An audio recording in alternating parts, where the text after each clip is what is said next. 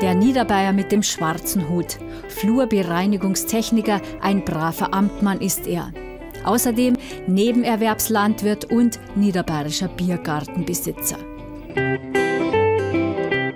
Versaalschreiber und Klavierlehrer, Alleinunterhalter mit der Zirch ist er ebenfalls. Und jetzt auch noch ein Märchenonkel, Tom Bauer, dem Froschkönig auf der Spur. Das war eine Kugel ganz aus Gold. Das ist ihr liebstes Spielzeug gewesen. Ohne die hast du das nicht gesehen. Die wirft sie in die Höhe und fängt es dann wieder. Dann fällt sie einmal am Erdboden nieder. Dann glaubt sie es zusammen. Die Freude ist groß.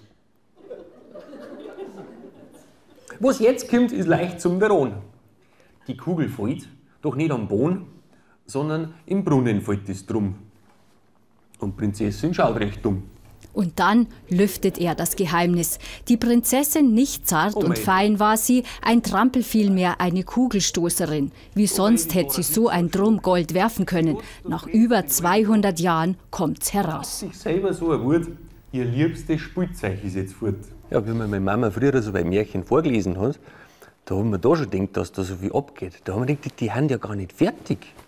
Und das habe ich jetzt ergänzt und habe noch diesen eingeschrieben, was die Gebrüder Grimm vergessen haben. Und Schneewittchen schwarz wie Ebenholz, das Haar, die Lippen rot wie Blut und die Haut so weiß wie Schnee. Kriminalistische Hintergründe tut er auf, Tom Bauer bringt Licht ins Dunkel.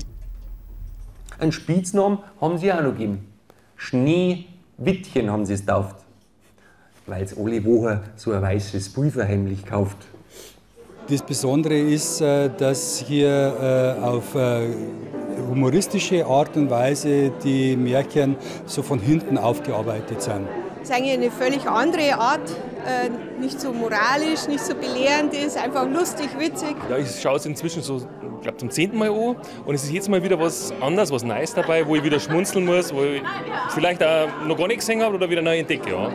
Entdecken konnten die Vilsbiburger auch, was Tom Bauer als Pianist drauf hat. Einen Abend lang Unterhaltung vom Feinsten, abwechslungsreich, lustig und 100% bayerisch. Der Tausendsassa mit dem schwarzen Hut auf Niederbayern-Tournee.